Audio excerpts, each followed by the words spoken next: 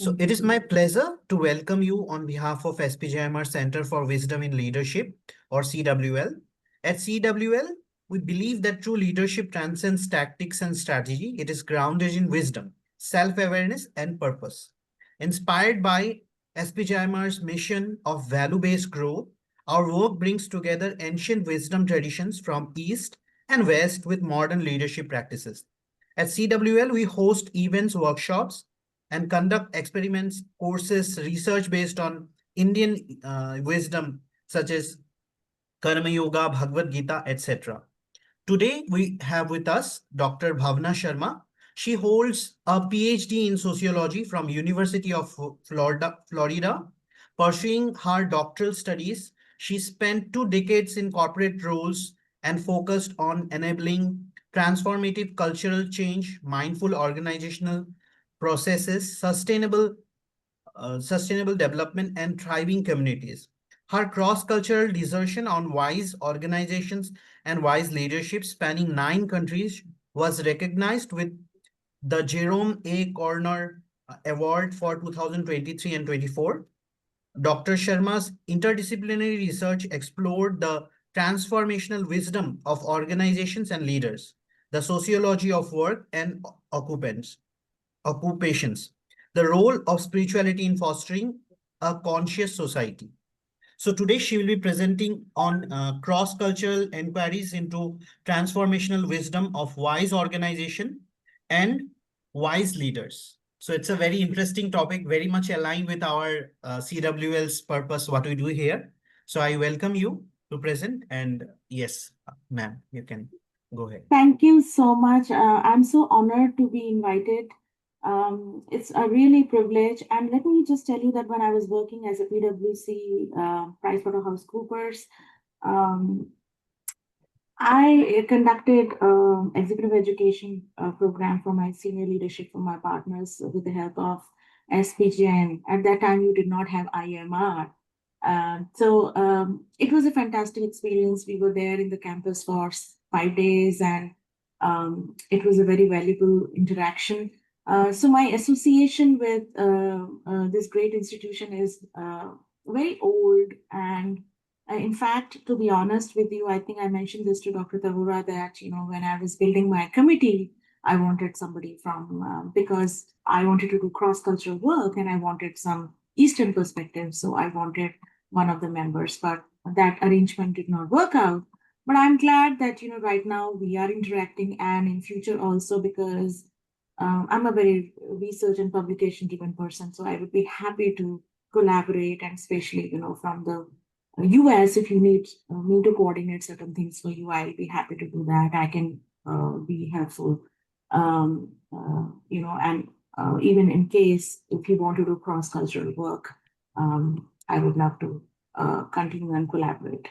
So to be honest, my dissertation is huge. I don't want to present everything, but I will be focused especially on a couple of key points, and it is quite possible that during the course of presentation, I might decide to skip through or to just mention some of the themes. I may not be able to discuss everything.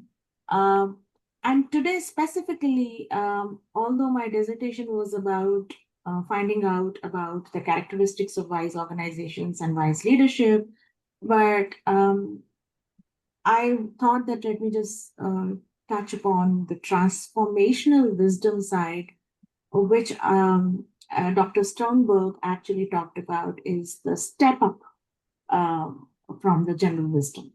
So my dissertation research, I have concluded, and I have suggested 5 core principles, and these are the foundational principles for wise organizations and wise leadership to be the proto-wise, like you are the foundational. Like if you don't have ethics, you cannot be considered wise. So these are the foundational, or if you don't have certain sustainability parameters, then you cannot be wise if you're not holistic. So I'll be talking about, but I think my research was just the foundation level of wisdom, but now I'm carrying forward and I'm trying to understand more in terms of what these wise organizations and wise leaders can contribute in making transformative changes.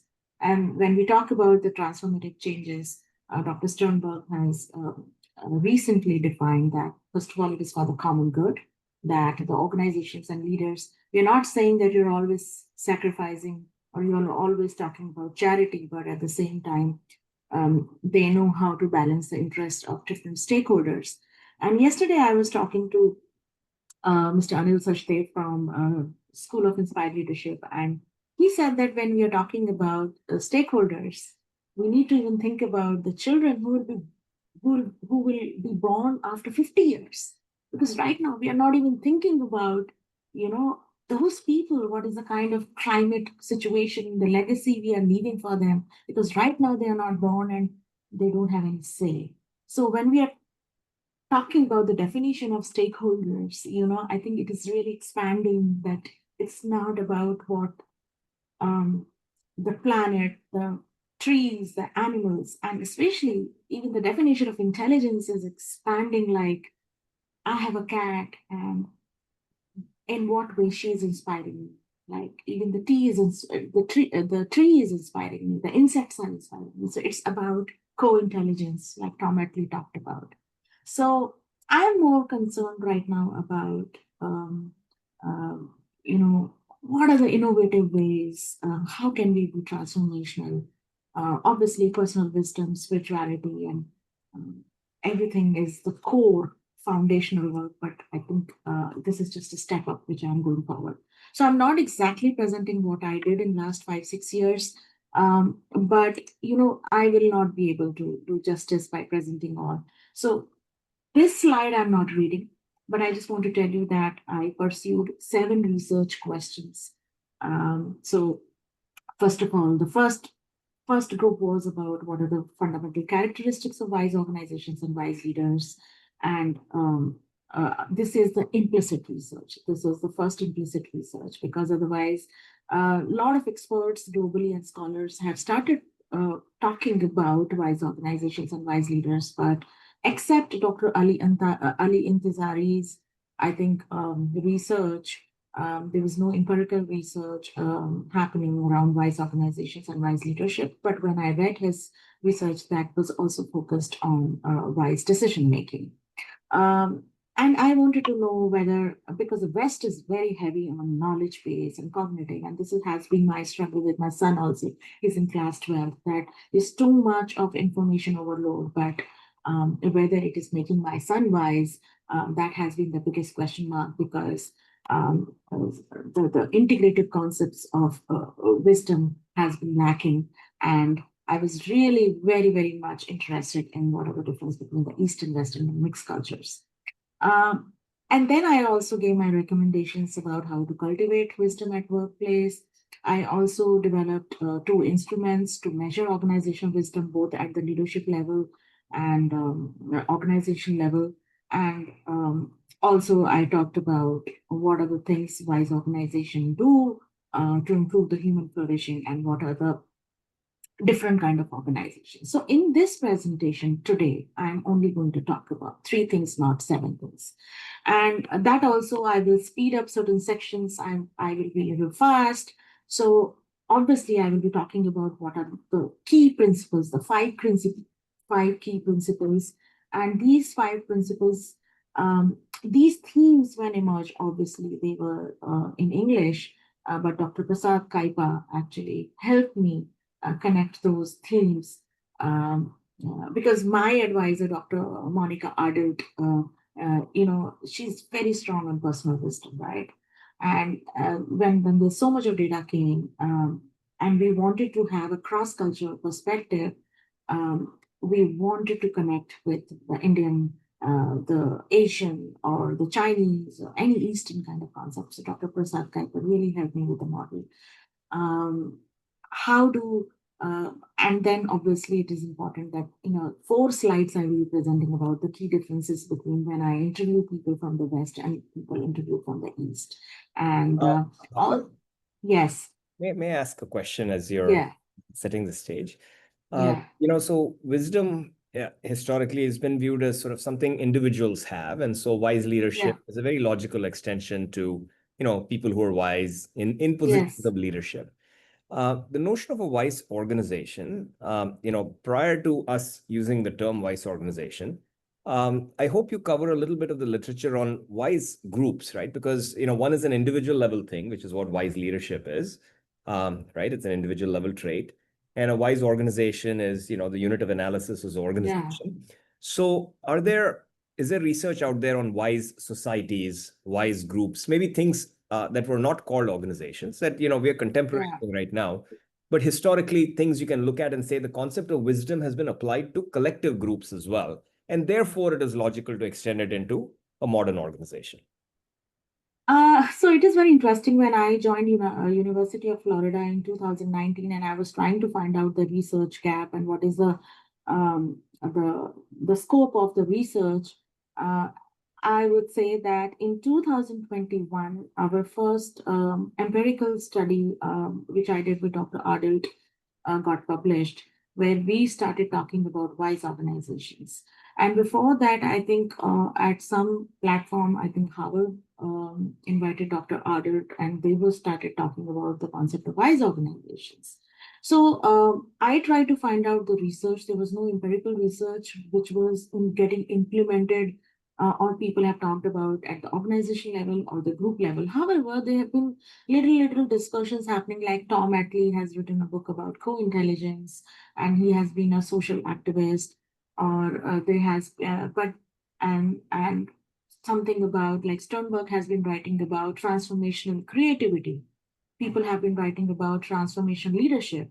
So when they are talking about transformation leadership and transformational creativity, the scholars have connected those concepts in the organizational space. But as such, if you ask me, Varun, we did not find any empirical research which was directly talking about, what the wise organizations are. As I mentioned, prior to organization, I'm wondering, maybe there's no empirical research, but are there any sort of theoretical foundations or conceptual ways of looking at wise societies? I'm just looking at anything that's a group, right, versus an individual. It doesn't have to be an organization. We could go back several hundred years. Is there a notion of a wise kingdom, a wise society, some group collective, if you will? I think if you see the integral theory of Campbell, and his theory was meta-analysis, where he went to Greek philosophies, to Aurobindo's philosophy, and I think he did talk about how do you connect and how do you move from your personal transformation to the groups and to the society, and what are the connections. So his theory is called theory of everything. So the work has been done. People have been thinking about society. So, like, for example, edited book of Robert Sternberg and Gluck, which came about in 2019. There have been certain articles where different scholars have been talking about, like Sternberg has talked about teaching wisdom at school level. So school is also a group of students. How do we teach wisdom to students in a school context? So there have been literature where they're thinking about, but if you think about, that was his theoretical theory about what could be the model of teaching students today in school. But as far as the empirical research, whether we have taken any control group, or we have implemented certain things in a school, or we have collected data, or we have interviewed teachers or the students, that has not been done. Okay. Obviously, there have been literature, the theoretical literature about application on different groups and society has been there. Thanks, Bhavna. Thank you. So and then I will also be talking about a small model about how do we differentiate organizations and leaders, and that's just an output of my research about what are the differences between organizations based on their wisdom maturity. Very quickly, I don't want to spend too much time on this. So I started collecting data last year in April 2024. Fortunately, it has been very fast. I am now even have finished my PhD and got my degree also. I had a little bit of trouble with my IRB because getting international research spanning different countries was very, very difficult. They wanted to be sure, but we got through. I did interviews. I did 16 interviews, and then followed by a couple of case studies of the organizations which were nominated as wise or not so wise during the interviews. And then I also developed scales and wise organization index. And then finally, I defended my dissertation in April 25. So the most, right from the data collection to the analysis to the everything was finished in 1 year's time. The data was collected from 9 countries. So from the west side, you would see Canada, US, England, Germany, Switzerland, and from the east side, could get IRB approval only for India, Bangladesh, Singapore, Sri Lanka. I tried to, but at the same time, I have a representation from various nationalities because, for example, if I could find any Pakistani in UK, I could interview. Although I noticed that the geopolitical situation actually impacted my data collection ability because obviously there were a couple of countries, like in Canada, it was very, very difficult for me to get interview because of the India-Canada, especially India, Pakistan, or this. Even the Bangladesh thing happened, when I was collecting the data. So it was not a very easy task to collect data from Bangladesh, but I could speak to a couple of partners from Big Four organizations in Bangladesh. So if you look into the sample size, out of the 60 interviews, obviously 76% people were from senior level and they were 24% were from the middle level. It was very, very obvious that majority of the leadership positions were occupied by males, but I still was lucky to get 32% females. The age distribution I could interview, 30, right from 30 years of age was my the youngest person, and it went to 77-year-old. And I just want to mention here that I found the retired people very fearless, and during the interviews, they were very, very open as compared to the people who are currently serving their organizations. Education distribution, most, I think if you see, either they were the doctoral or the masters. Even I was surprised to find PhDs in industry.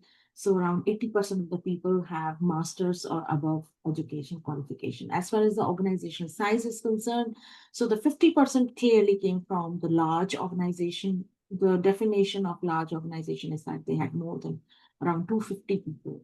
But for me, actually, the large, really large legacy organization like Tata's and Schneider Electric and Siemens and Bosch and Mercedes and large organizations. And then we had medium organization. But very interesting is the small organizations for me because real great inputs came from them. I could interview people from NGOs, even the consulting organizations. So they really, I think I found a lot of expertise in the small organizations.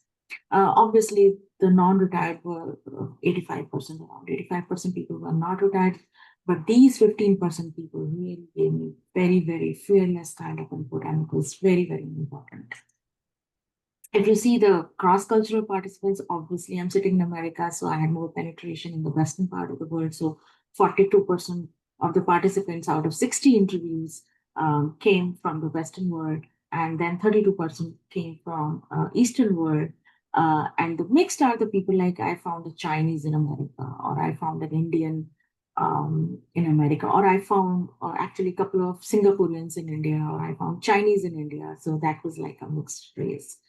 Religious distribution, I just wanted to mention something that obviously whosoever the Hindus I found when in the demographic profile, all of them said that they are Hindus. But if you see, these are the other categories like spiritual categories. Although I found that when I analyzed my interviews, many of there are a lot of spiritual inputs came from the Hindus also, who declared themselves as Hindus, but they did not identify themselves as spiritual. But most of the people who identified themselves as spiritual, they are from the Western world. So this shows that probably they no longer want to identify it either from However, if I interview Jews, they themselves identify that, yes, we are the Jews or the Muslims. But I think from the Catholic community, I think 18% of the people identify themselves as spiritual. Political orientation, because there was so much of happening in globally, and um, uh, the the Democrats versus the Republicans and all. So I wanted to know the political orientation, whether they are more on the right side or the left side, as far as the difference between. So I asked participants about what do you think the political orientation of your organization, that is the green line, and how would you rate in a scale of 1 to 7, and and how would you rate your personal political orientation?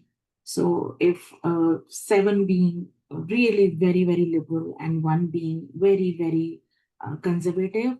So if you see, I did not find many of the differences between my personal political orientation or the political orientation of the organization, but people per se were more on the liberal side, if you see, more on the liberal side as far as as compared to the organization side. Um, I could not put the logos of all the organizations represented in my data, but if you notice that it's a very good mix of consulting from manufacturing. Even I had very good publisher. This is the Oman Group, is from the fragrance, French fragrance company. Um, and obviously, I had Genpact, Toyota, Amazon, Pricewaterhouse, Deloitte, Tata's, and Marriott, Motorola, law firms. And there are many of them. I could not. I also have Service Space or Karma Kitchen as an organization, which is a social organization. And I also have a couple of, I think Meet for Deed is also a social organization. Okay, so what were the research findings? The first thing, as I mentioned, that I was getting the theme meaning, meaning. People want to do meaningful work. And initially, when my first research I did with Dr. Ardert, we thought that the purpose and the long-term purpose was coming. But in this particular research, there was a lot of discussion started happening around meaning. And then when I started revising my interview question, I started talking more about what do people think about meaning, very interesting quotes. I will not be reading everything, but for example, people talked about this is somebody this is about 67-year-old G Pihu. Obviously, these are not the real names. She's retired and worked in the open space technology expert in the US. And she talked about a wise leader, and she has observed him, and she says that, in fact, she nominated an Indian wise leader. And she says that this person, and she talked about the intentions and find meaning through long-term noble purpose. And she said that, this person is not only mission-driven at heart, but stepped into a new role to save the business. He listens. He becomes a source that attracts like-minded people and brings vision, but doesn't necessarily impose his personal vision. There is a spiritual quality. So it would be very interesting that even during my first 5 interviews, these kind of, discourses started appearing. And and this is happening in America, Western world. So I was very, very pleased. So there is a spiritual quality that I think shows up in his relationship with purpose and people. The meaning of work matters to him. Meaning, search for meaning as a spiritual endeavor. And when I asked them that, why not purpose? So she said that purpose tends to have a more rational feel to it, and intention and meaning to me have an energetic feel. And meaning is more fundamental, and purpose will get you started. So very interesting discourse. So this was clearly a theme that the conception of organizational wisdom is linked to seeking meaning as a spiritual endeavor. I have also noticed that my interview guide was organized in such a way that I used to start questioning on wise leadership, and then I used to force people to think about a wise leader and tell me the characteristic of a wise leader. And people used to switch between wise organization and wise leader.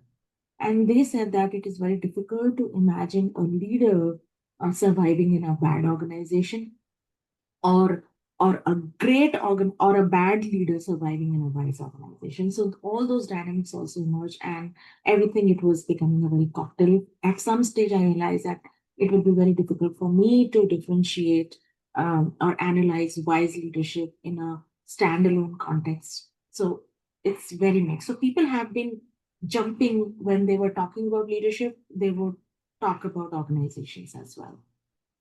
So if you see, Shella is in Switzerland and she works with one of the large universities, and she's a DEI head. And she says that wise organizations use resources meaningfully, innovate, sell, and generate wealth in wise terms, and share that wealth for the prosperity and flourishing of all stakeholders, including our planet. My worry is when organizations blindly promote overconsumption. And then she started talking about what Meta is doing, what Facebook had been doing, or what is happening in Instagram.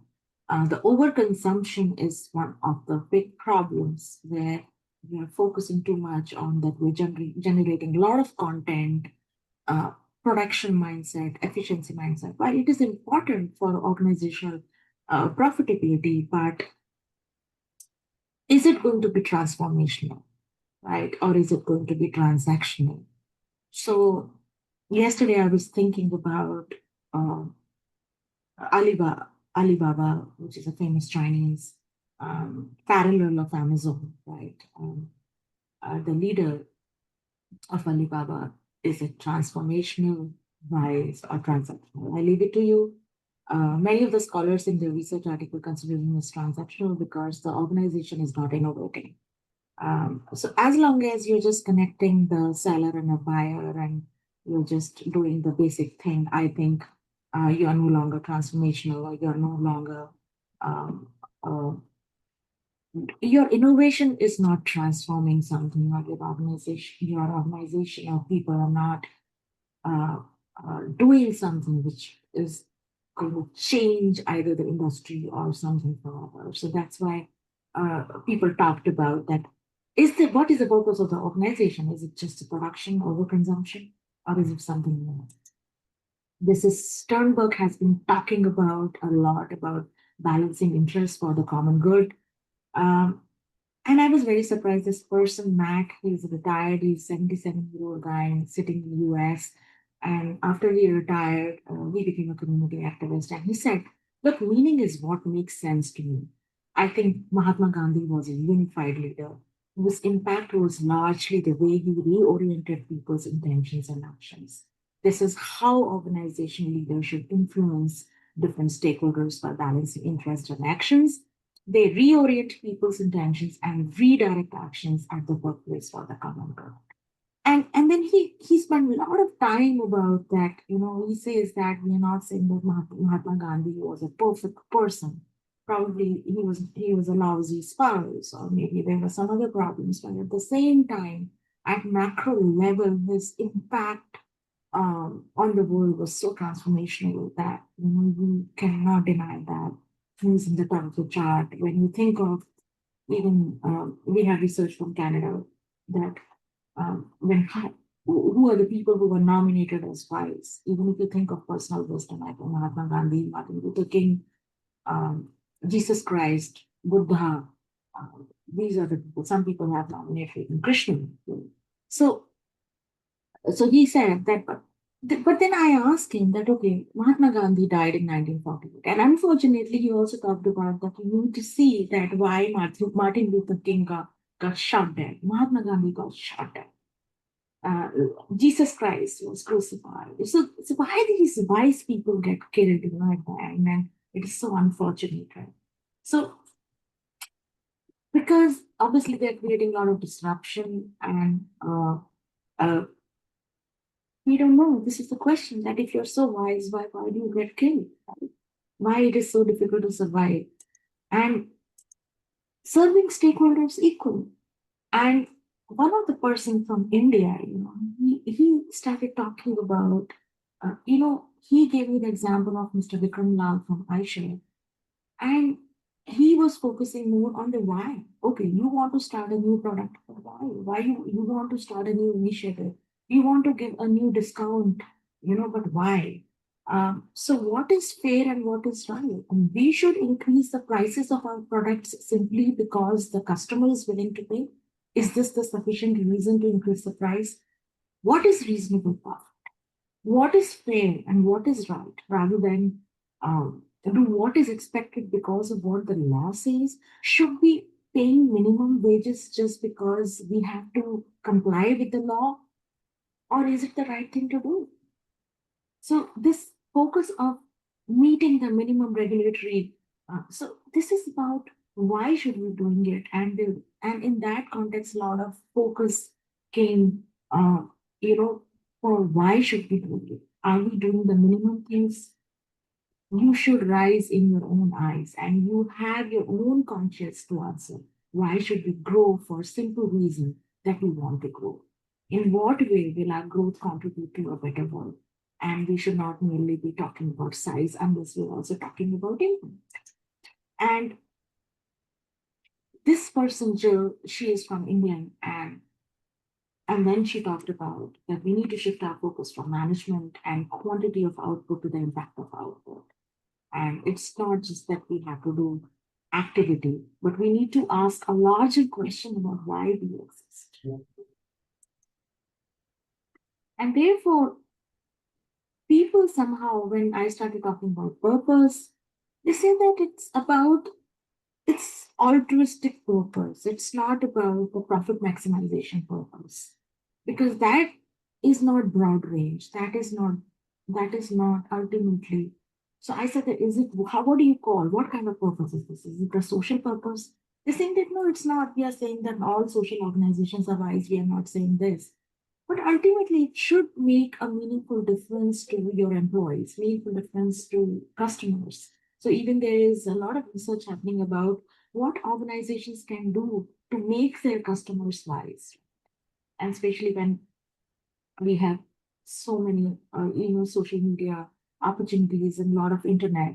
That are you just selling your products to your customers, or you are helping them making informed decisions? So there is a social angle into it. Is some amount of social responsibility or a corporate social responsibility. Many times organizations now in India also have seen that the CSR became that, okay, we have to do the CSR. But what is the spirit of doing that CSR? That is a big thing. What is the impact we are making? So, if you think about meaning, and it is definitely linked with reorienting intentions and redirecting actions of the team members, unleashing the power of collective wisdom. Because sometimes what we have noticed that we have a lot of charismatic leaders in the organizations. They stand out, right? Or there are individuals who stand out. This person has done amazing, but I think in the context, Bhavna, yes. May I ask a question? Yeah. So when we're looking at the organization level, what I'm looking for is how are the constructs that you're proposing materially different from and additive to constructs that exist, right? So in the case of the artha or the meaning that you're talking about, I'd sort of say there are a couple of other management constructs that seem very similar. For example, the idea of a purpose-driven organization. If you look at, sort of the work that came out of Harvard on purpose-driven organization, and you can quibble about purpose versus meaning, or purpose is a start to meaning and so on. But I would contend that the literature on purpose-driven organization sets all of these, as in why do we exist, with companies like Patagonia and others who have essentially a meaning that they're pursuing, which is to save Mother Earth with a noble purpose, a bunch of redirected and reoriented intentions, the notion that no one stakeholder has primacy, the fact that we are in this together as stewards for the long term. So the idea of purpose-driven organization certainly exists. Can you tell us why a wise organization's view of meaning would be different from a purpose organization's Yeah. So purpose-led if you organization's notice, definition? yes. So I also want to tell you that there were two kinds of organizations. The large organizations are now focusing more on the meaning. And the small and medium kind of organizations, which are more inclined towards implementing holacracy. Now, holacracy is a new management process where you don't have the formal structure and you give power to people, and they are they self-organize themselves. So, for example, in a holacracy kind of system, if you want to innovate, you have very strong governance structure that you have to do this, you have to do this, but those are self-empowering groups. So there is no micromanagement happening. There are small teams, there are project teams, and they are self-sufficient. For them, they talked about that. What is the purpose? The purpose is the king. But then I also spoke to a lot of people. They're saying that, if you make purpose everything in the organization and you put purpose, then the big problem is that everybody is chasing purpose. Now, and at the same time, many of the organizations, uh, when they sit in the boardroom and they do the vision mission exercise, their purpose ultimately links only to the profit. The profit is important for your sustainability, but profit maximization cannot be the dominant theme, and the rest of the four bulleted list. Bhavna, Yeah. a purpose-led organization doesn't think that way. A purpose-led organization, if you look at this, all the work on the messy pursuit of purpose and so on, it is absolutely not prioritizing profit over the other principles. It simply talks about the fact that in a pragmatic way, there are times you might actually, prioritize one versus the other. They look at Gotham Greens as an example and how it zigzags its way, emphasizing different things as it tries to balance between stakeholders. So I think it's not being fair to existing management theory and existing management work that has evolved a lot in the last 20, 30 years around purpose-led organizations. And the reason I bring it up, Bhavna, is as management scholars, if we are looking to make a point of view that what we are talking about is different than what exists, the bar is quite high. Anything I write in academic literature about wise organizations, why is this, is immediately challenged, and rightly so, saying, besides sort of like, East and hand wavy kinds of things, how exactly is it different from this construct? Here's a scale for this construct. This construct is measuring the following things. Tell me how your construct is measuring something different, right? And we also struggle from not actually having a scale that's validated, because that forces you to come up with alternate constructs. So that's been sort of, I think, my struggle with this whole area, that while it makes I think it is a very simple point. First is, now we have an empirical research. I'm not saying that purpose is not important, but I think the purpose is, if you understand what the artha is, and that's why Dr. Prasad Kaipa helped me to understand artha. The entire artha shastra is about how do we manage organizations, right? Economics, nation, how do we manage the economy of the nation? Artha is the fundamental question of why. So I think the question is about why, right? I agree. But why is Simon Sinek's view of why, which is kind of the dominant view of why, different than the Artha view of why? What's the difference? So the Artha is simply that why do we exist? True, but what, why, Simon and Sinek how says, why does an organization exist, right? So it is about, as long as you are, you talked about Patagonia. So Patagonia is like, for 30, 40 years, they have been producing, and they've been using excessive nylon in their clothing, and they have been polluting Earth. And from 1973 to 1990, 2000, 2010, they have been polluting, right?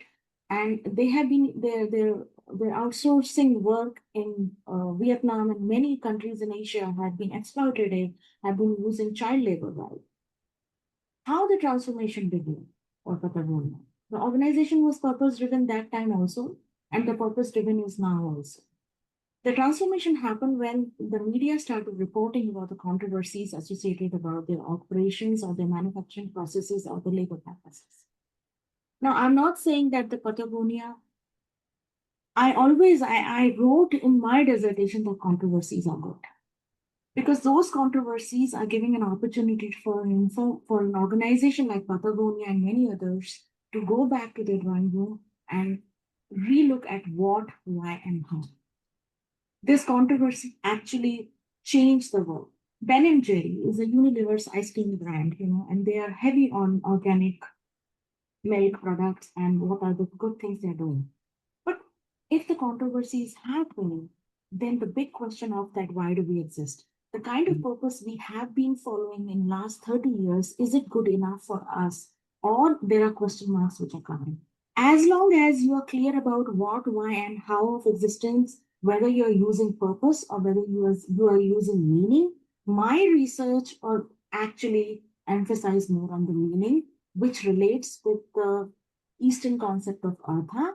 That's why but tomorrow you may like to call it, purpose, which is perfectly fine as long as it has what, why, and how of existence. Okay, please go on. Yeah. So the second part which came is about the virtuousness, and we have Aristotle talked about practical wisdom and the role of virtues, and I connected this with dharma. For the organizational characteristic, it is more about dharma. So, what is the legacy of doing the right thing? It came, and Tata Group and Mr. Ratan Tata actually emerged as the wisest leader in my research of 16 reviews. And it's not that all only from the India. He and his company actually got nominated. So it's a cross-cultural research. And people talked about memorandum of association of Tata Steel versus, the difference between how a controversy forced Patagonia kind of organization to reform themselves. So they said that the beauty of Tata Group is that if you see the 1917 Memorandum of Association, they had those concepts like trust, nation building, community service, ethical practices, right? And we also have something about the fundamental goodness of love, care, and inspired leadership. The power of heart is 100 times more important than the power of the heart. And if you see even some of the organizations like Birlas and Tatas, they have done a lot of dharmic work. Is it all wasteful? No. Even if you're building a temple, there is a purpose. Even if you're building an organization, educational institution, or Tata Fundamental Cancer Research, it talks about the organization. It is not only for the lobbying, it is not only for the corporate social responsibility, but there is a deep ingrained dharmic pravarti, what we can say, is ingrained in those organizations. People have really given a lot of examples about that, how that dharmic pravarti is connected to the soul of the body. So we have been always thinking about soul at individual level or at person level. And I only thought that maybe people from India or maybe China or some Eastern part would talk about. No, globally, people have talked about the soul of the organization. And I'm very glad about it. All right. So we had also legacy of doing the right thing the right way and love, care, and inspired leadership. I just wanted to tell you many of the legacy organizations, which are the large organizations, actually were nominated as wise organizations like Tata Group, a couple of German engineering companies, Siemens Electric, Bosch, who have the legacy organization, SC Johnson, MAN Group.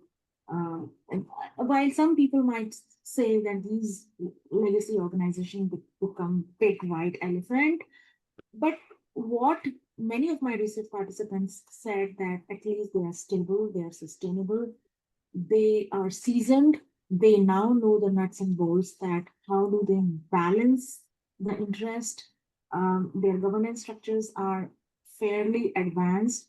And a couple of people talked about and compared what happened in Arthur Anderson, what happened to Lehman Brothers, but why still PricewaterhouseCoopers and Deloitte are still surviving. Right? So they compared that these legacy organizations who have matured in the higher. This dharma also talks about the governance structures and ethics. So there was a lot of input in my research about ethics. The third component is about ananda, which is about joy and flourishing. People actually talked about balance. And I would say, if you look into again and again, people have. So, for example, this person, Samantha, she's in America, and she again talked about that I believe organizations have a soul. And the soul is the people, the purpose, the principles, and the practices. And if we ignore these essential things and get to the ego of the organization, the personality of the organization, that's when all the things that you and I have been talking about start failing. And she talked about the feminine qualities or the organizations which are largely getting misplaced because of too much of information, obsession about the data. And as a result, we are not allowing our employees, to start making use of intuitions or some other thinking in terms of to be more perceptive, to be more observant, to appreciate nature, to appreciate animals. And this is actually impacting the soul of the organization. And Pran actually talked about that Ananda means I am flourishing. And that person actually talked about that how Ananda is always in the hierarchy. That whether I am flourishing, my group is flourishing, my organization is flourishing, whether my country is flourishing, my world is flourishing. So if I cannot be in the stage of Ananda if my company is not doing well, or if my country is not doing well. So my overall well-being is very much connected to the hierarchy of flourishing. And when you talked about the scale and the thing I have included in my scales and my index about all these components, and which I am right now in the process of validating too. All right. So the fourth principle is Purna, which is integral wholeness, completeness. In India, we had Sri Aurobindo actually brought he's the first person who brought the concept of integral yoga, and then Ken Wilber gave the theory of integral theory of everything. And Kaplan from Germany, very interestingly, talked about, so my idea of wisdom is embodied integrally and socially connected to a community. How does it relate to stakeholders? For example, a wise leader who does not consider a relationship with stakeholders, but is only wise in his decisions and is not wise in this more comprehensive sense, he surely misses a transformative quality. For me, wisdom needs to be transforming people, but also making a difference. I think what he's trying to say that you have a person who is a very good decision maker. You have a leader who's a very good decision maker, but he is poor in managing relationship. Then this person is not holistically wise, right? So the relational quality, it's not just that you are embodying virtues, so you are wise, but how it is in the context, how it is in the relation with other people. So it is more holistic. And therefore, when I went to Dr. Prasad Kaipa, he said, I think Puna is a principle which, talks about the integral wholeness and completeness. And this person, head of executive education in USA in one of the universities, talked about, obviously these names are all fake. She talked about the nestled hierarchy, that how a university or how a college or a department is part of a bigger system. And you cannot be planning your departmental activities in isolation. So you need to understand that what is my place in the larger context. As I mentioned about holacracy, the small and medium organizations talked about that we want to be self-empowering, our structure. So startups. So whenever I talk to people from a small organization or a startup, they say that it is, okay, we are very clear about the larger purpose, but we have self-organized teams. So somebody from Germany talked about holacracy's benefit and higher engagement because it is a system of moving away from traditional hierarchy.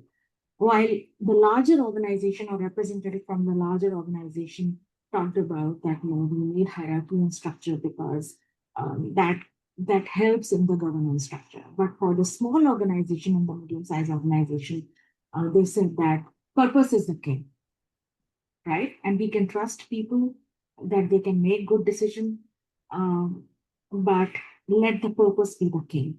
So when people from the holacracy who there are around, I think 15 people out of 60, they said that we would want self-organizing or workplaces.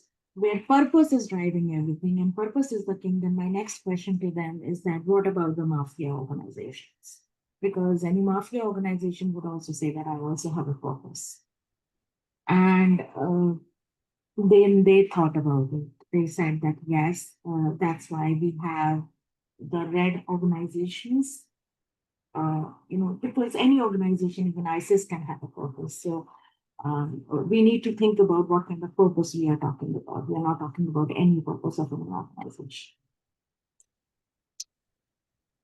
So this is what I talked about: wholeness, completeness, system thinking under Pune principle, which has to be embodied and relational. My last is something to do with authenticity. And authenticity is like your pure element, and it is like a gold standard of trust and transparency. When participants started talking about authenticity, they focus largely on leadership. Um, so if your communication capabilities, whether you are meaningfully telling somebody who's already damaged, lack of trust, micromanagement people complained about. So a lot of negative comments people shared that how they have been humiliated in the teams. Is it that the humiliation is hitting me still or paining me still, or is there something else I faced? I think there was a lack of authenticity as far as my leadership is concerned. I will stay without a job, but I can never come back to that organization because of those leaders, right? Somebody in India said this. Um, England, again, people highlighted about that body authenticity and fairness. A wise leader is just beyond his or her own selfish goals. So authenticity was really emerged as one of the more important. So around 73% of my research participants discuss authenticity. So this is just a model because I'm finishing the major part of the themes, and I will touch upon what are the key differences, just a few differences between the cross-cultural differences. So the adapt is basically the Indian, from the Indian wisdom traditions. We have taken artha is meaning, dharma, D is dharma, uh, ananda, Pune, and Tattva. So this is what I just called it adapt principle. But since it is cross-cultural, I have also taken the pillars of beneficence, which is basically an ethical way of doing your research. Is basically be good, do good, prevent harm, remove harm. So if you're existing, you have certain things to do. You want to remove harm, you want to prevent harm. It's not that just you're producing your own products, but you're going over and above your organization's primary purpose. You're more altruistic, you are more long term, and you are pursuing the prosperity for all. So, for example, Singapore Airline, when they earn profits, they give 9 months or 7 months of extra salaries to their employees too. So it's like, okay, so we have become rich. Why don't you also become rich? So this is just my model. Very briefly, I have only 3, 4 slides before I conclude. So the cross-cultural differences came. So the first thing came was about wise communication with multicultural teams. So there's somebody from India. They say that even within the large country like India, when you go to different states, you have to be very familiar with the cultural sensitivities. And they said that, like for example, Japanese people don't make eye contact. But if you interact somebody in the US and then you are not looking into their eyes, they think that you're deceptive. So even if you go to Odisha, people, you think that they understood, but they might not be understanding certain things. But just because you're senior, especially if you go in South, the way people say yes means, like, even when I came here in US, my body language sometimes gave a very different feel to people here, because in India, sometimes when we understand, we nod our head like this, and then they think that, you have not understood something. So it is even in the north and south, because I stayed in south of India also, and many times people were doing this. So it is very, very different. So treat stakeholders with compassion, adapt to different cultures, and collaborate with multicultural teams. So when I worked with Toyota, I found a couple of Japanese. Their boss used to arrive, they used to pick up his briefcase, and they sometimes have seen them cleaning the tables and the workstations of their seniors. So I used to think that they were doing sacrifice, but later on I realized that like we have the concept of guru. Um, that we even touch their feet. So even in the US, if you touch the feet, like after I graduated, I tried to touch the feet of my seniors. They said, no, no, no, don't do. What are you doing? I said that this is our culture. Similarly, in the Japanese culture, this is not sacrificing of the seniors, but this is just a way of, paying respect. Treating all team members in a similar fashion is not always inclusive and equitable. That is one of the insights. We have to understand their cultural background, and especially the neurodivergent people and employees we have, who really need to be very, very customized in our approach towards them. Pay attention to nonverbal clues and language. Meeta from England, she said that she managed, her team came from different parts of the world, so she says that she really had a very difficult time working with a person from Iraq. And because in the UK, there was a concept of managerial style of leadership was taught that you need to engage your team members by involving them or give them an opportunity to ask questions. So this Iraqi person straight away told her that, why do you ask so many questions? Why don't you just tell me what I'm supposed to do? So she realized that, when my relationship with him really became very bad, then I reflected back and I consulted with a couple of people. It was a cross cultural misunderstanding because he comes from that top down regimented area in Iraq, you understand, where they are used to of getting orders. But your management style is that you are asking them, why don't you ask questions? They say that no, just ask, just tell me what I'm supposed to do. So similarly, she says that when she had a couple of Indian software engineers, because in the IT sector we use the project management approach so dearly, and we stick to that, we become scared of taking decisions. So Indian software engineers work with a tight project management approach, a different kind of top-down approach, with little room for creativity, and refuse to decide on their own, regardless of having data on the screen. She said that I had a person in Africa, so if I would call his 2 o'clock, right, in the afternoon, he would say, I don't care what your project is. I don't care if you lose profitability. I take an afternoon nap. Full stop. Don't disturb me. So she says that then I later on realized that there is a concept of siesta in Middle East and hot places in Africa where during the work they need to take break, and they need to the sleep time is very, very dear to them. And especially, she says that in Middle East, people are more chilled out, although they also have the siesta naps during the afternoons. Now, the Australia has also started because it really helps. But she says that if you don't understand their background from where they come. So, for example, when I had my video call, the person was without shirt, right? But that then I forgot at the time that he was in Africa and it was very hot and probably he didn't have best of the ACs in his house. So we need to be a little sensitive in terms of understanding the cross-cultural, disparities in work-related norms and perception of leadership, and especially the multinational organizations. Sometimes they really goof up in a couple of places. The decision making and empowerment. One of the research participants gave me an example how a Japanese take a decision and how an American company. So he worked for 19 years in Ford, and he also worked for 17 years in Toyota. And he said that Ford is a very top-down organization where the management makes all the decisions, while the Toyota is the opposite and bottom-up. And he said that when he worked in Ford first for 19 years, and just a minute, Siddharth, I will come back to you. And the Toyota is like a worker. They are so sluggish in decision making, and they have a committee system of taking decisions. And what happened is that it takes months for them to take a decision. But once the decision is taken, even the worker level person is empowered to, and he gave the example of that if even you have in a paint shop, if you have to empty the container which had very expensive paint in Ford, you can't even think of that a worker can take the call on that.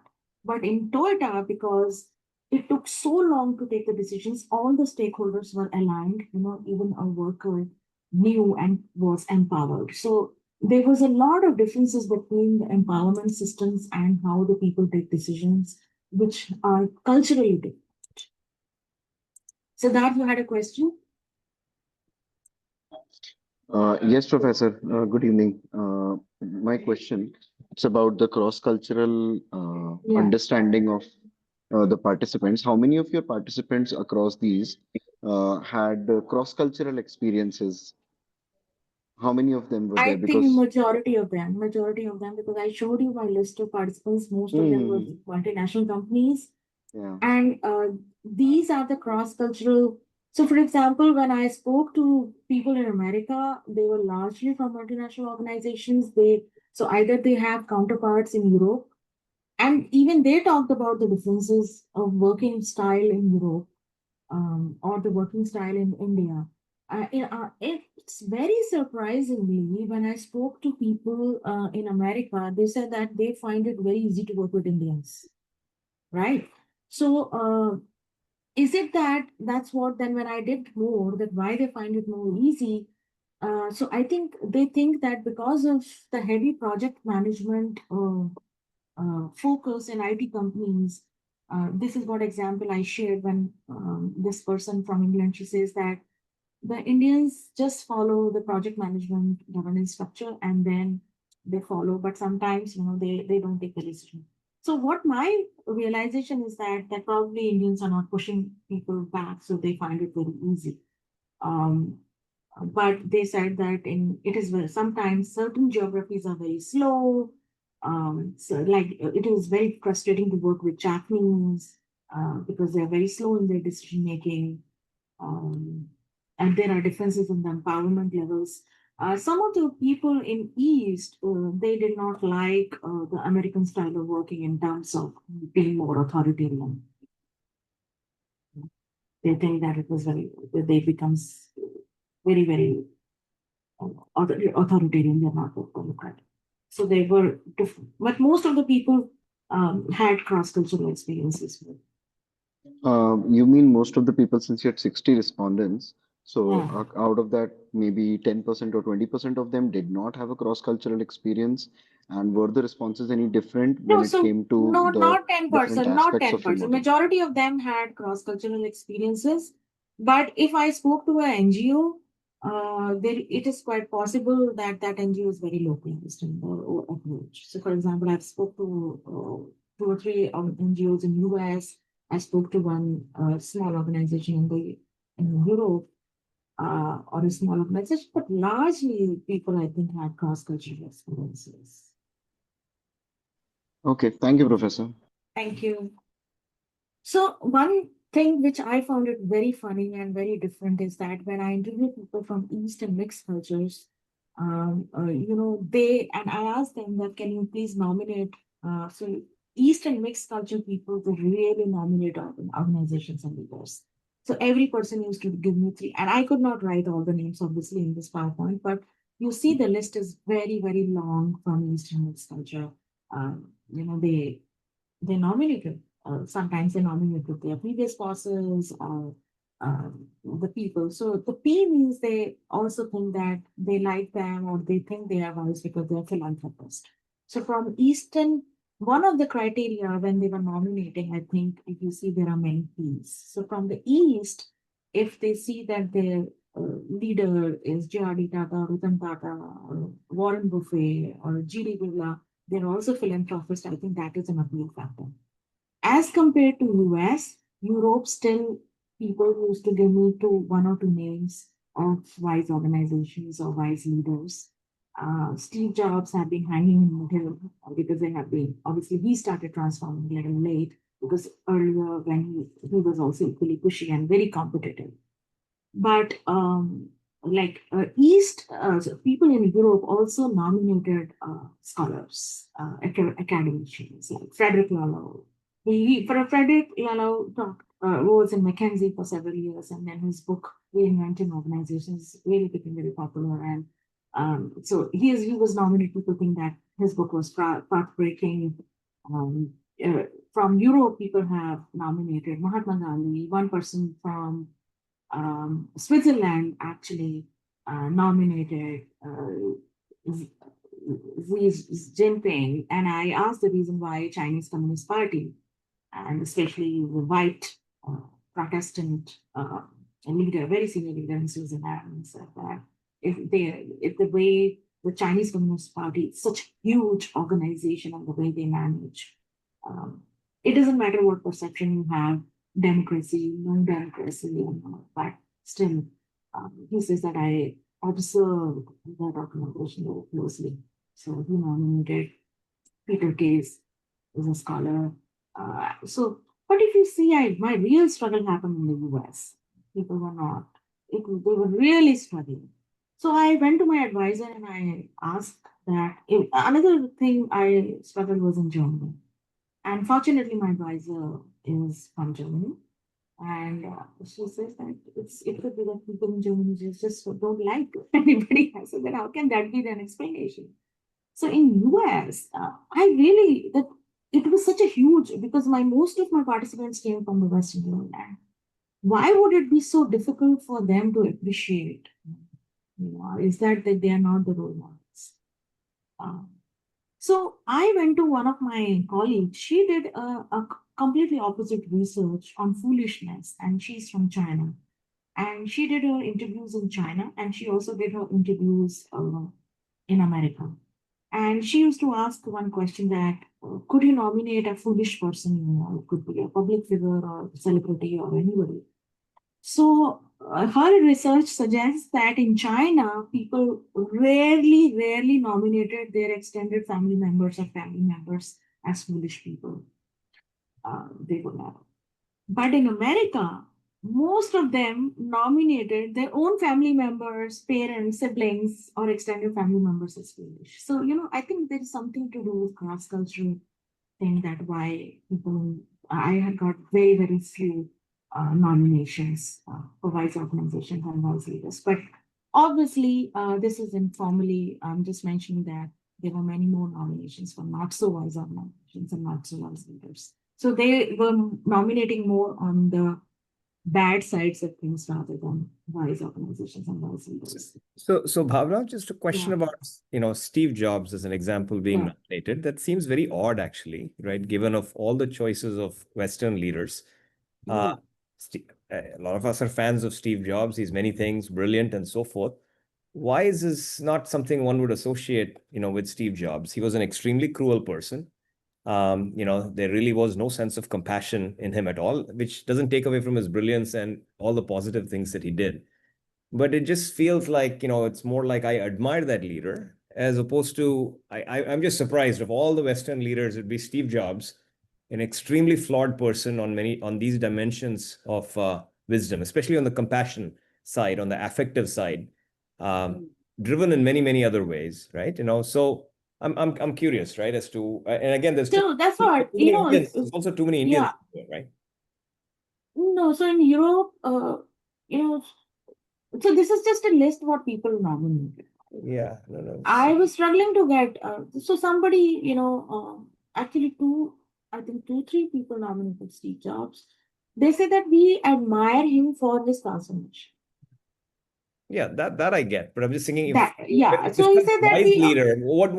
How did you prompt them? How did you say? So they said so. For example, in 2021 when I initiated a research with Dr. Arnold, so I was very fond of Max Weber, bureaucracy, and I went to her and I said that, hey, why don't we talk about wise organizations and wise leaders as in continuum where they are growing in a wisdom maturity, right? As long as we have this approach that nobody is perfect, I don't think there is any perfect person or perfect leader. So when I even counted these people during the interviews, that there's so many controversies around Apple, he was very, very pushy and very competitive.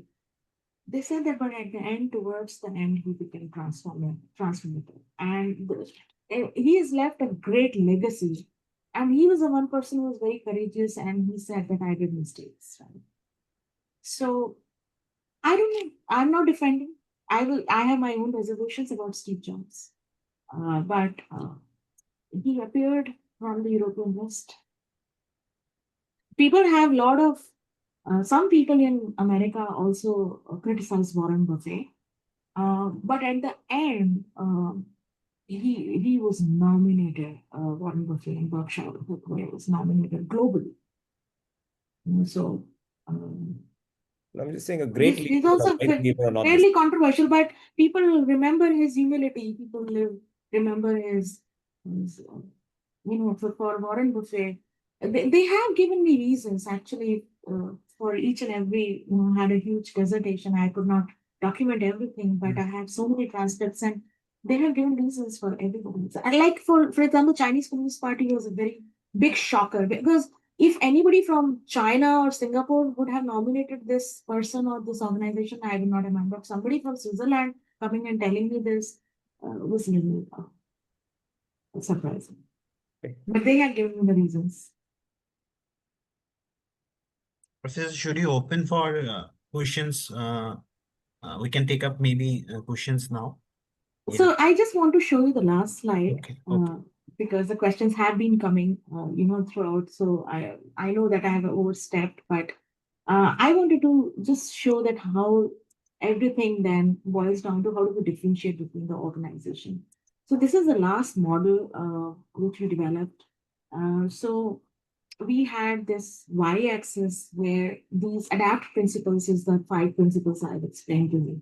Either you are weak on those principles or you're strong on those principles. And then there is an x-axis is about leaders. Either you have not so wise leaders or you have wise leaders. So if you look into there are basically 4 kinds of quadrants or 4 kinds of quadrant 1, quadrant 2, quadrant 3, quadrant 4. And then there is something called zone of vulnerability. So when my 40 interviews happened, and one of the reasons that I ended up doing 60 interviews is that I was not getting the saturation point because of the cross-cultural nature of the research. There were so many diverse opinions were coming. So obviously my data pool had to be large. But after 40 interviews, when I had got some sense of the data, then the next 20 interviews, I started validating. During the interview process only, I was co-creating the knowledge with my research participants. So I asked them that, then how do we create a kind of spectrum model or whatever? So they said that most of the organizations or leaders can be placed in either of the groups based on where they fall in the.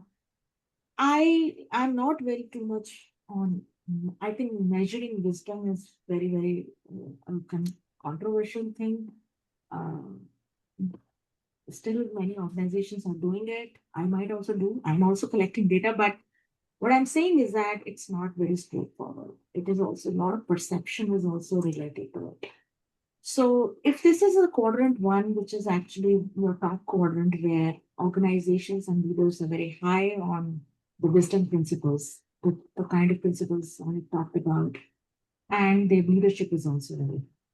And they also go through phases of some organizations are adaptive, some organizations are reinventing themselves, some organizations have stabilized and they have become more resilient. Some organizations have become more sustainable. So that is also, there is a hierarchy of growth.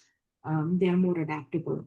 But this is the area which is very, very vulnerable for these organizations because any mistake on ethics or any mistake on governance or principles or bad leader joins, if a bad leader joins. So if you're very close to zone of vulnerability, then you can slip down. You can go here, you can go here, you can go here. So it's a zone of vulnerability, you're very close to zone of vulnerability.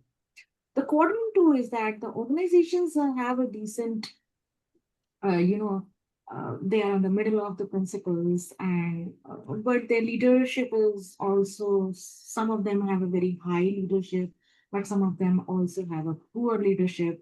So this is a very pro-wise leaders, but not as good as the quadrant 1 organizations. Then we have something called quadrant 3 organizations.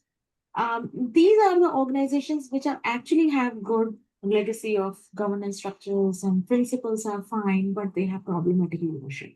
So many of the people, and I'll share the names of some of the organizations and leaders in each of them, and you might be able to relate. And the quadrant 4 is a very, very problematic zone, because here the principles are also a little low and the leadership is also problematic. But what would surprise you is that my research participants, when I asked them to map organizations and leaders, and when they have nominated, some of you might not agree with some of the names, how they have mapped, but this has been the research finding. So if you see the Tata Group, the Ratan Tata, even Azim Premji, I'm not talking about his organization Wipro, but Azim Premji has been seen as a philanthropist.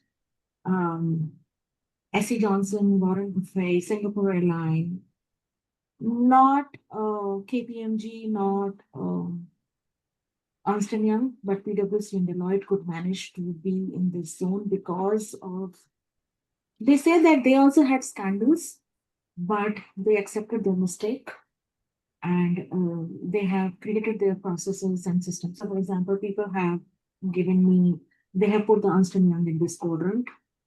And recently, I think we also had a case, girl died in India. And even I spoke to a couple of people, Ernst & Young and Deloitte and KPMG people in Canada and other parts of the world. So out of Big Four, we invite here. So if you see, many of the packaged food, pharma, beauty, Coca-Cola, Elon Musk has been discussed a lot. It's a very, very controversial figure. Meta, Facebook.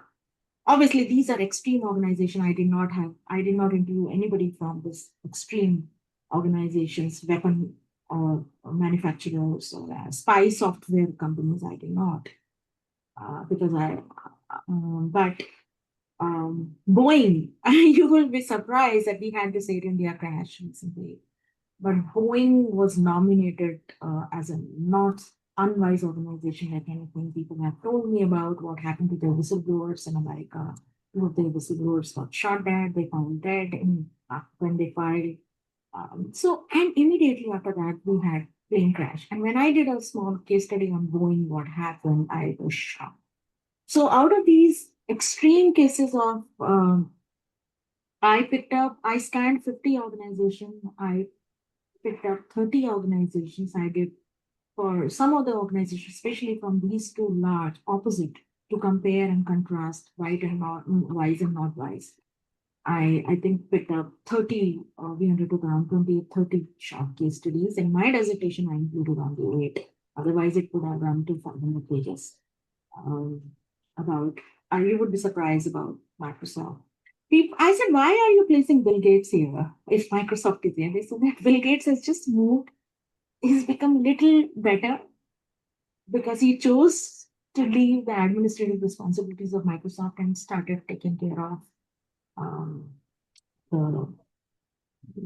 his foundation. Google, Twitter, and you would notice that these are all not the legacy organizations, but only the 25 to 30-year-old American companies. So that's it. Now I would invite all your questions.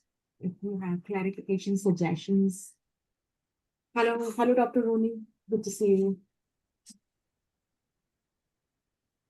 Hi, Bhavna. Yeah, good to see you. Thank you. Do you mind if I just ask you about yes, what's in your data? It seems to me that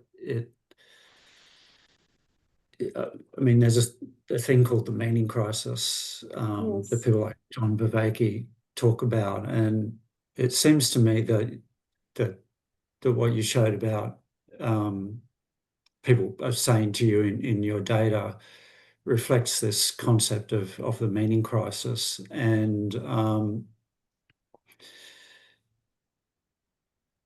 I guess one argument for the existence of the meaning crisis is the absence of wisdom in life, in work life, and in politics and so on. And I'm just wondering to what extent do you think your data really reflects a clearer understanding of this kind of lack of meaning and lack of purpose in life And perhaps it's picking up more on that, this kind of absence of wisdom, more than what wisdom itself might actually be at an organizational level. And look, I and Monica knows this as well, it's the concept of organizational wisdom is not one that's highly refined at the moment, and it's something that we're still really trying to figure out exactly what it is. But yeah, so I'm just wondering, about this idea that maybe your data has picked up more of this sense of meaning crisis and absence of wisdom. Thank you for a great question, Dr. Rooney. Obviously, before, at the conceptualization stage, you would know that, we did not have any empirical research except one by Dr. Ali Intizari. So when I talked to my advisor, Dr. Monica Ardent, so we did two studies which were empirical in nature, but those were the pre-tests, right? Those were just testing. We wanted to test before we go for this dissertation. So we use secondary databases, right? And we were trying to understand the characteristics of WISE organizations, what happened when the WISE leadership mediates, and what are the impact on the well-being of employees, right? So the results of the first study was very good. The second result was also about, we were trying to create our own WISE organization index, and we did not collect the data, but it was a great secondary database. And we also saw the mediation effects of positive, supportive leadership, and there was a kind of trend which was coming that out of around 20, 29 or 28, 20 organizations, some of the organizations were very high on the wisdom. So that was the first attempt where we wanted to measure wisdom and wanted to have a hierarchy of organization from top to low on wisdom. Now, when I was undertaking my literature review, I had a little bit of trouble. And I knew that I read your article on WISE leadership also, and I knew that a lot of theoretical articles were emerging. So I had some concept of what kind of organizational vision, because I already worked on two projects with Dr. Ardent before going into the field to collect data. I had my own concept about WISE organizations and WISE leadership. But to be honest, there have been many more surprises for me. Because, first of all, this is an implicit research. Because many of the articles which I read were the expert or the explicit research.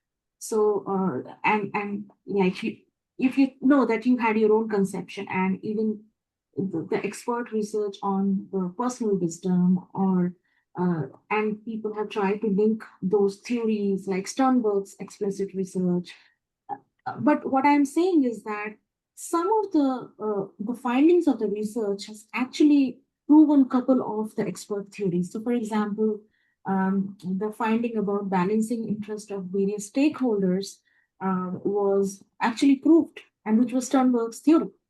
Frederick Lalau's theory on holacracy and self-organized system was proved and validated in this research, which was Frederick Lalau's theory.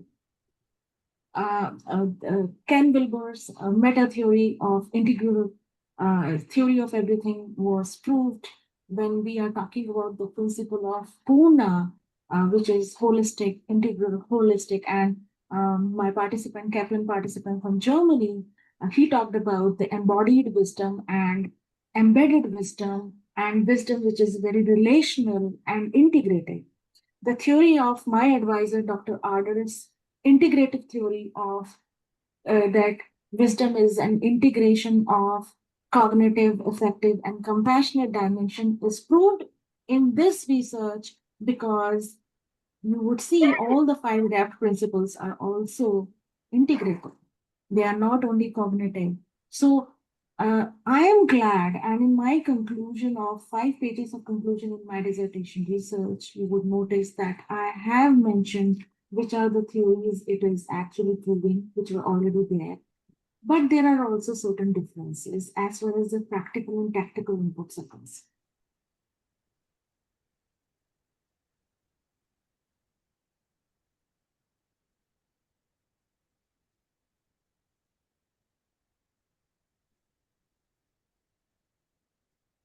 Yes. Yeah.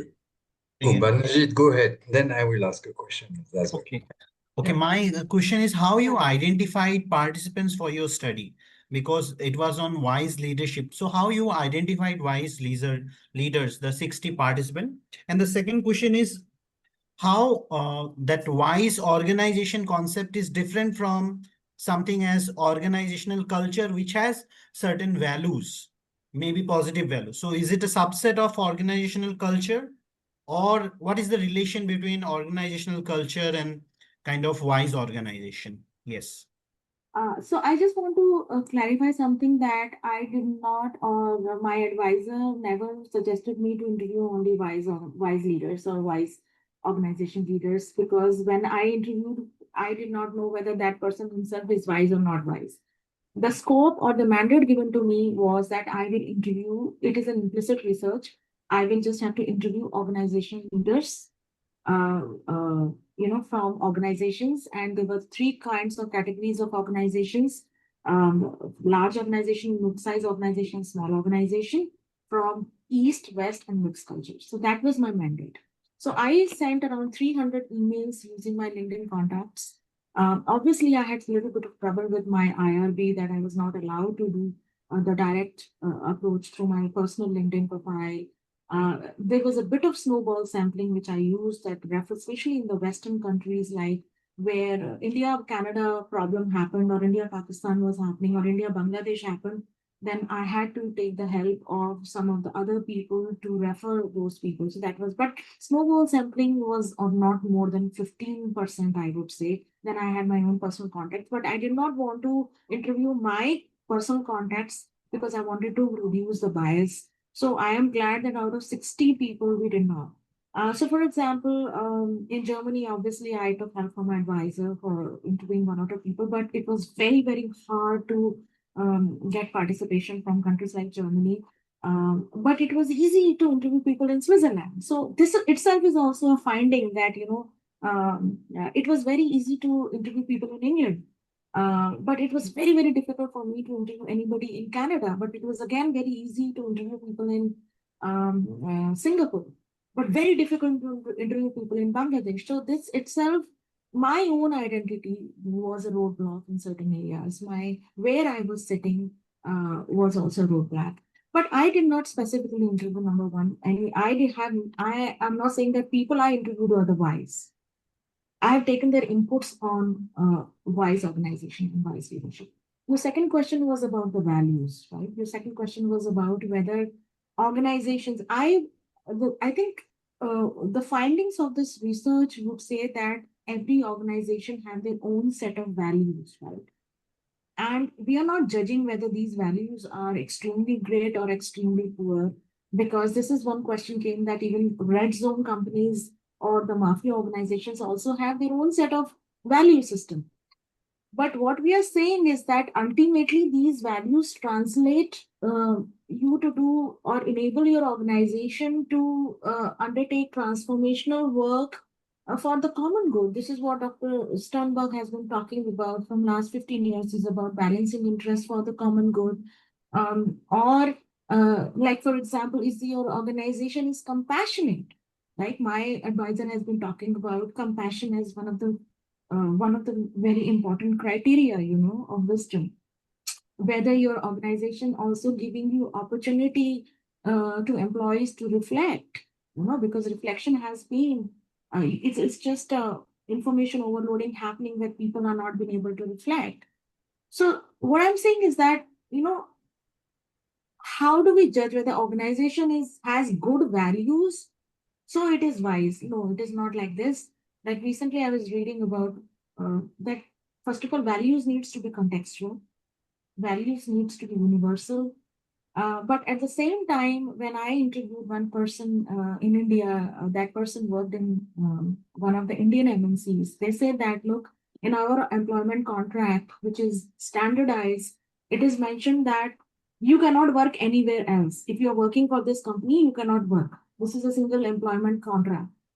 But our employees in the US, because it is an Indian MNC, they complained. They said that I want to work more, because here the culture is that people would like to work multiple jobs, or they want to pursue their hobbies. So if I'm running my own YouTube channel, you should not have any problem. Or I like to pursue this work, or I want to have multiple jobs. So what your rules are and what your values are also need to be contextually adaptable. But at the same time, if your values of integrity, ethics, the major values should not be compromised. But at the same time, your values could be so whether you would like to talk about you would like to talk about period sleep, what Zomato did, or you want to talk about well-being leaves, how you nomenclature, how the language is used matters. Because in India, if you are implementing a policy called period leave, most of the women employees will not even go to their bosses and write that I am going through my period, so I want to have a period leave. While in the UK, they might just go and tell the manager that I'm not feeling good. So in Indian context, you might like to change certain names of the value, how you present or how you are implementing your values and policies. It has to be contextual a little bit. Thank you. Thanks. Yes, Bhavna. So thank you for your presentation. I have a question, which is, you know where I come from. That's more from Indian philosophy perspective. And I was wondering about your choice of this adapt. Okay. One is the choice. Second, the meaning you give to them. An Indian philosopher might not agree that it is stemming from the text or different texts in different, let's say, philosophical kind of tradition within Indian philosophy. So how did you come to fix these five? So this is my first question. And the second question is about the interrelation or the hierarchical position of these different, let's say, five principles. Maybe you had this in mind, but I didn't see it while you were presenting. So these two questions. So thank you for your question, Dr. Tahura. I would say that first of all, I had themes. I did not have these nomenclatures or these labels in mind. So, for example, uh, when integral, wholeness, completeness, system thinking, holacracy started emerging, so I understood that these are the themes which is related to the holistic processes and system of the organization. That is one part. Then when people started talking about, you would see that majority of the population which have talked about meaning and meaning and intentions about these people came from West, right? They are not the Indians. And my 45% of the research participants are actually from the Western world. So it is definitely not an Indian perspective which is going into the research. They started focusing that, it's not only purpose, but we want to talk about meaning and intentions behind the soul of the organization. And when we started, this kind of discourse happened. And when I spoke to my advisor about, uh, is it that because I'm more spiritually inclined, that's why I'm interviewing these people? But I had no control. I didn't know who would agree for the interview. So she told me that I don't know whether she's here today. She's joined the session. Otherwise, I would have asked Yeah, her. she's here. Yeah. She is here. Dr. Adil Yeah. is here. Yes, yes, yes. She's here. Oh, thank you, Dr. Adil. So she'll also contribute. So she told me that maybe there are the people are attracted to your research. What are the kind of people who are getting attracted to this topic of research? So she gave me that perspective, right? That it's that who are the people who got attracted to this topic? So what I'm saying is that when meaning came as, and then there is another thing came around virtuousness. So I went to Audit and I said like, hey, these are the kind of there people are talking about virtues and courage and compassion. So she says, that why don't we call it as virtuousness? So once we had those themes in English, then obviously, there is somebody, Dr. Prasad Kaipar, really, I said that these are the themes which are emerging. He said that these are the concepts in Indian wisdom. And because it is a cross-cultural research, we thought that why don't we have some elements in the model, these are just the nomenclature so that it appeals, people understand. So But this in is India, precisely what yeah. I am not very comfortable with. When you claim that it is concept in Indian wisdom, this statement itself for me is subject to a lot of discussion. So why don't you leave the name you give in English? But then again, even in English, the acception or the definition you give to this term, do you have a kind of literature backup or philosophical review on the term you employ, right? So, if you I read, mean, so you see in the my difficulty of what we're in speaking my about. no, so in my dissertation, if you see, so if I have talked about this dimension, Artha dimension, I've talked about how, what does it mean in Indic wisdom concept, or what does dharma means. So, but we have Dharma also is a talked concept about, which is so loaded and multidimensional. It can occupy somebody for all his life. And here, I see, I am feeling uncomfortable. Why do we use this term, which is itself loaded and which can confuse people, right? This is my little, let's say, which concept, which particular concept are you any, finding? whether it's dharma or tattva. Tattva is not used in philosophy in the sense of authenticity, right? And for example, artha has also so many other meanings, right? Purna is like about the nature of the reality, this wholeness you're speaking about, but not in the sense. So there is a shift, and you had made the choice. I respect that, to take maybe one particular meaning that was emerging or that you choose So to apply I it, have but it's, defined. for me, methodologically, it's a little bit questionable. Yeah. So for me, first of all, this model has, the name could be anything. So today we call affective dimension. Some people talk about compassionate dimension, right? It's there at the end name. But how I have defined each of the dimensions is very much clearer in my mind. So for example, for me, dharma is not only charity. Dharma is virtuousness. Dharma is ethics. So I have defined each and every. So, for example, Artha, in India, it is called economics, Artha Shastra. It is the art and science of running a country or art and science of running an organization. It is basically what, why, and how you exist. It is about an existential question, right? So when these and everything, Artha has a sub dimensions in my research, which I presented, that it talks about balance, it talks about stakeholders, it talks about, intentions, meaning, purpose. So I am not taking the entire Bhagavad Gita, or I'm not taking the entire Indic wisdom concept, but because it is a cross-cultural research, I have also included the four pillars of beneficence, which is be good, because these are Western concepts, be good, do good, prevent harm, remove harm. For example, um, I find the compassionate dimension of Dr. Ardent's, three dimensional very close to dharma. Believe me, you know. But her definition and the way she explains certain criteria, she has other dimensions also. But my definition of dharma, sometimes compassionate dimensions fall under dharma, but it also, some of the dimensions also fall under artha. So it is, every researcher actually has that intellectual freedom to, define the concept based on the data which has revealed.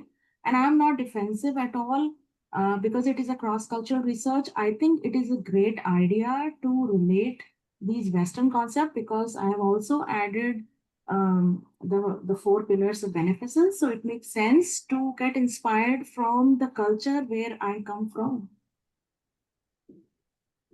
Okay. Dr. Adult, you would like to contribute?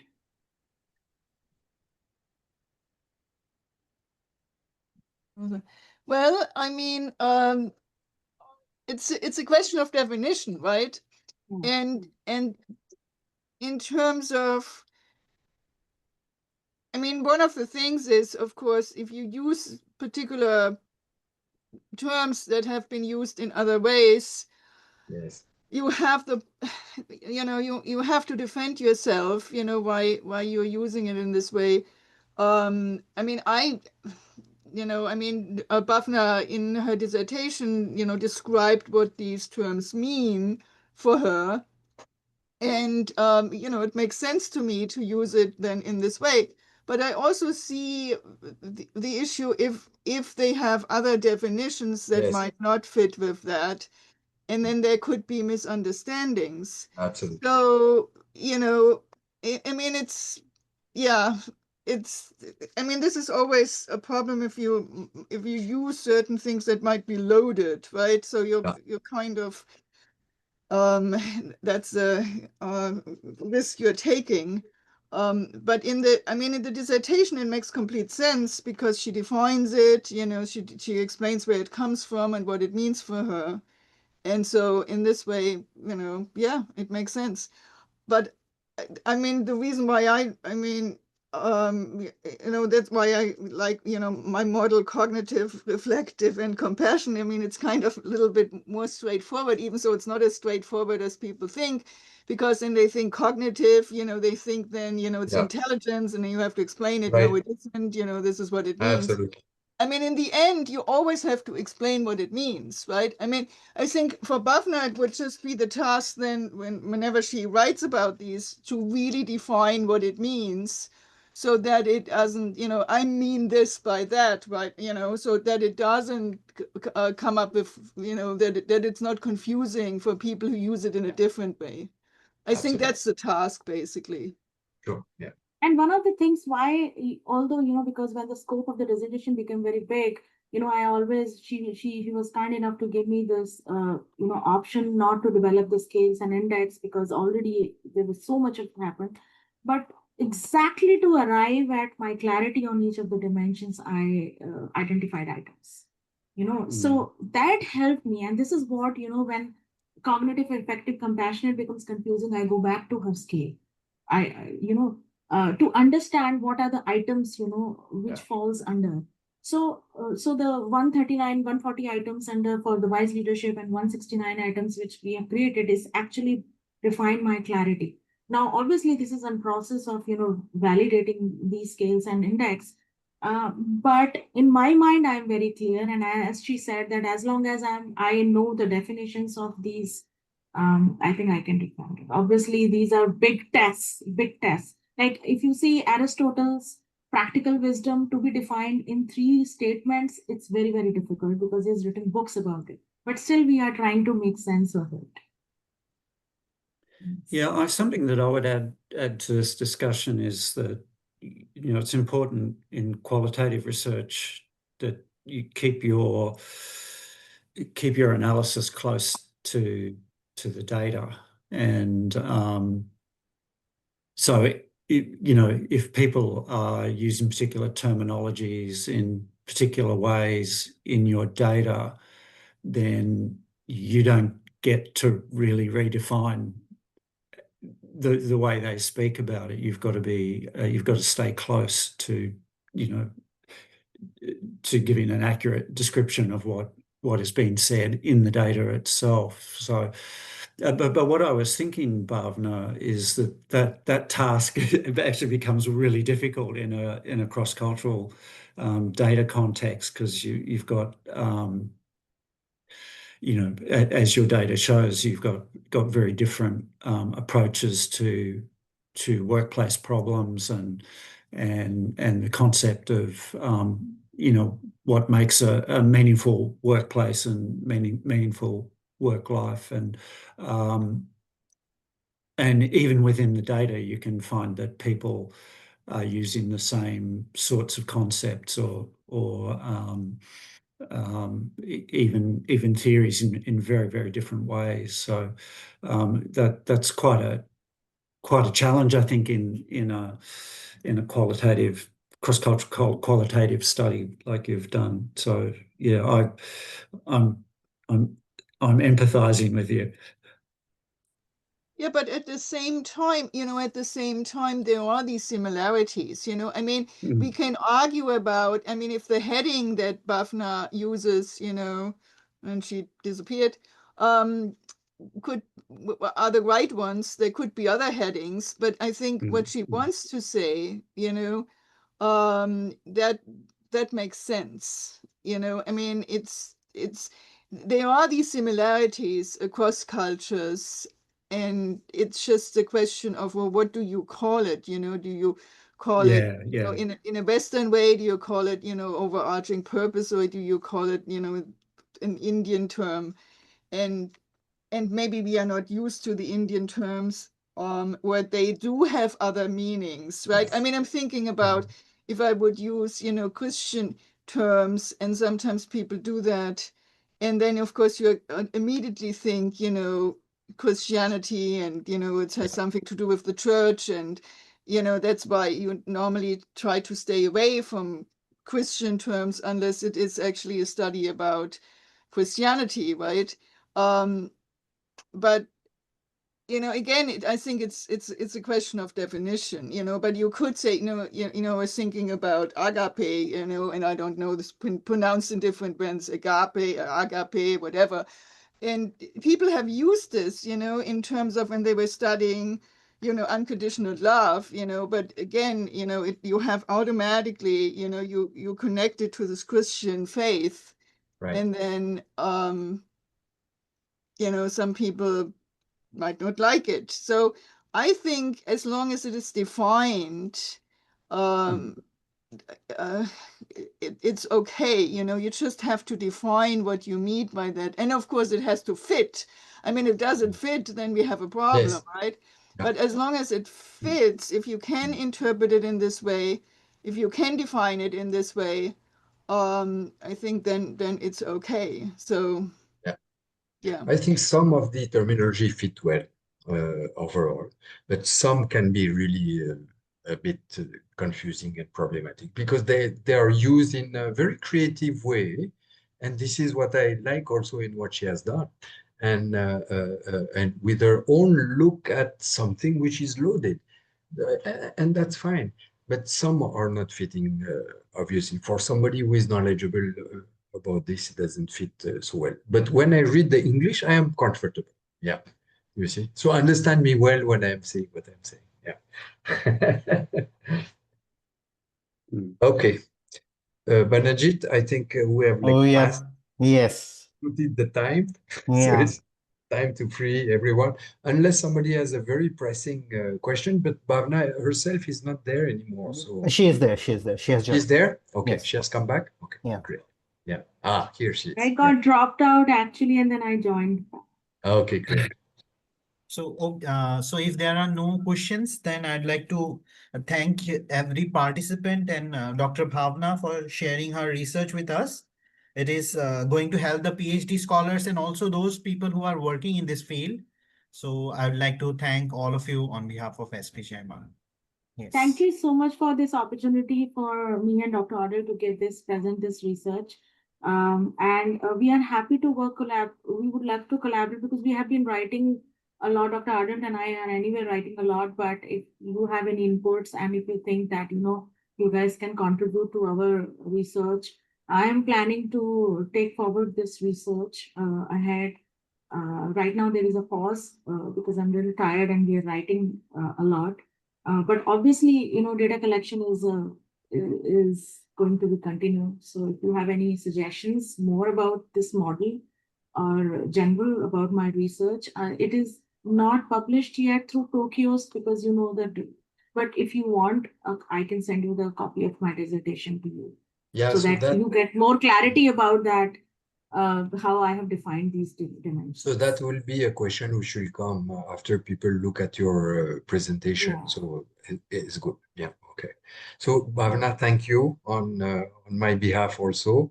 In addition to Banajit, it was really a pleasure to find somebody who is like now in the same field and have people like David and Monica who was there, and all the other who have been present here and will be watching your presentation.